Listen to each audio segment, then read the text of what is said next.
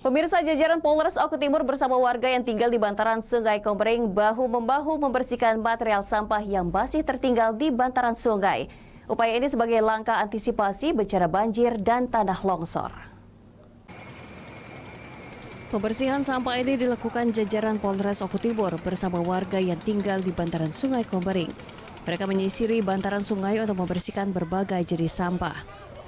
Sebagian besar material sampah yang masih tertinggal di bantaran Sungai Komering berupa tumpukan kayu yang hanyut terbawa arus sungai. Tumpukan kayu ini kemudian diangkut menggunakan truk pengangkut sampah yang telah disiapkan.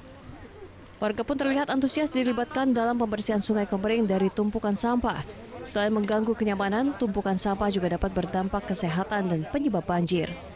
Kapolres Oku Timur AKBP Dwi Agung Setiono menyatakan pembersihan material sampah di bantaran Sungai Komering ini merupakan salah satu upaya dalam mengatasi ancaman bencana banjir dan tanah longsor. Hari ini menitipkan pesan untuk bersama-sama menjaga lingkungan dan juga kita persiapan sebentar lagi juga akan ada musim penghujan. Nah, mari lebih awal kita mempersiapkan, kita jangan sampai ada sampah-sampah yang mungkin menghambat aliran sungai yang dapat menyebabkan bencana banjir dan juga tanah longsor. Jajaran Polres Oku Timur akan terus berupaya menjaga kebersihan Sungai Komering dari tumpukan sampah.